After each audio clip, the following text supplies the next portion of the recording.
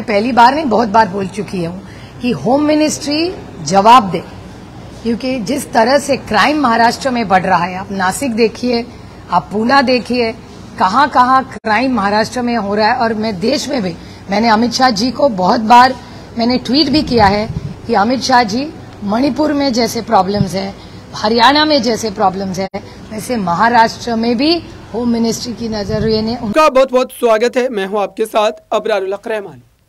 शरद पवार महाराष्ट्र की राजनीति के चाणक्य कहे जाते हैं और दरअसल बीते कुछ हफ्ते पहले की अगर बात करें तो अजीत पवार के साथ जो उनके मुलाकातों का सिलसिला चला, दरअसल उस पर सामना में एक संपादकीय लिखा जाता है और उस संपादकीय में जो है संदेह व्यक्त किया जाता है, क्या शरद पवार इंडिया गठबंधन को धोखा दे देंगे? क्या शरद पवार फिर से एक बार पलटी मारने वाले हैं? क्या वो बाजी पलट कर रख देंगे इंडिया गठबंधन की?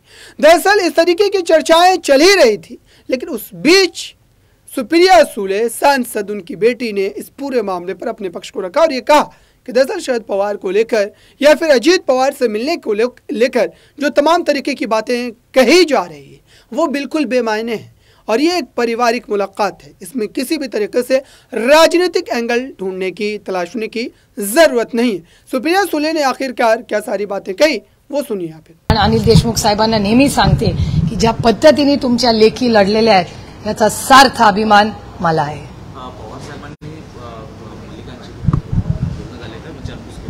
मला नाही माहिती, मला पवार साहेब रोज काय करतात त्याचं मी काय मुख्यमंत्र्यांनी स्टेटमेंट केलेलं आहे की अनेक वर्षांपासून मला चेकमेट करण्याचा प्रयत्न सुरू होता, मात्र त्यात त्यांना अपयश आले।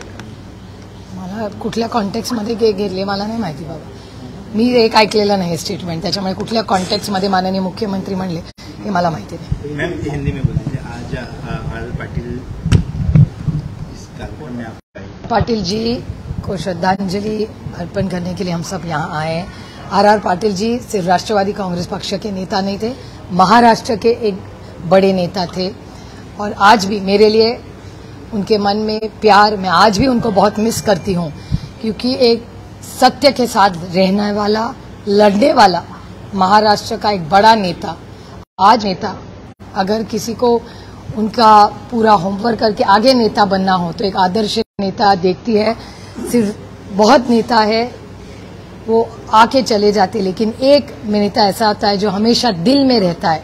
वो दिल में आज भी धड़कने वाला नेता कौन है तो वो आर पाटिल जी है। हम सब उनको बहुत मिस करते हैं। ऊपर से दूसरी बात है, उनके जाने के बाद हमारी भाभी जो कभी भी पहले बाहर पॉलिटिक्स में नहीं थी, उन्होंने बहुत बड़ी जिम्मेदारी दी। सुमन भाभी ने बहुत अच्छा काम किया और आज आप देखेंगे कि जिस तरह है, ये हमारे लिए एक बहुत बड़ी बात है। रोहित पवार और रोहित पाटिल आज दोनों भिड़ गए हैं और ये नई युवा पीढ़ी महाराष्ट्र की सेवा में लगी हुई है और उसमें रोहित पाटिल आज उनके फादर के जो सपने महाराष्ट्र के लिए थे वो लेके आगे जा रहे हैं। ये मेरे लिए बहुत गर्व की बात है। मैम आपने एक इंसिडेंट सुना होगा जिसमें कुछ लोगों ने एक कपल की बहुत जमकर पिटाई की बैंड्रा टर्मिनस पे। उसमें एक लड़का जो है वो मुस्लिम है, लड़की हिंदू है।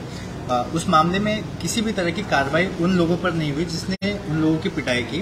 पुलिस ने किडनैपिंग का केस रजिस्टर किया था, लेकिन ये लोग पकड़कर पुलिस के पास देना, तो पुलिस मैकेनिज्म क्या कर रही है? तमाम सवाल उठे। Home ministry has completely failed the state. मैंने पहली बार नहीं बहुत बार बोल चुकी हूँ कि होम मिनिस्ट्री जवाब दे, क्योंकि जिस तरह से क्राइम महाराष्ट्र में बढ़ रहा है, आप नासिक देखिए, आप पूना देखिए, कहाँ कहाँ क्राइम महाराष्ट्र में हो रहा है। और मैं देश में भी, मैंने अमित शाह जी को बहुत बार मैंने ट्वीट भी किया है कि अमित शाह जी, मणिपुर में जैसे प्रॉब्लम्स है, हरियाणा में जैसे प्रॉब्लम्स है, वैसे महाराष्ट्र में भी होम मिनिस्ट्री की नजरिए ने उन्होंने देखना चाहिए, क्योंकि महाराष्ट्र में जो आज देख रहे हैं आप वो बहुत असुरक्षित ऐसा माहौल है। और मुझे अमित शाह जी से विनती है कि उन्होंने महाराष्ट्र का भी मणिपुर और हरियाणा के साथ रिव्यू लेना चाहिए। महाराष्ट्र के कई जिलों में ऐसे मामले सामने आए जहां पर लोगों ने पाकिस्तान की स्वतंत्रता दिवस को देखते हुए स्टेटस डाला या ये ऐसी बातें आई।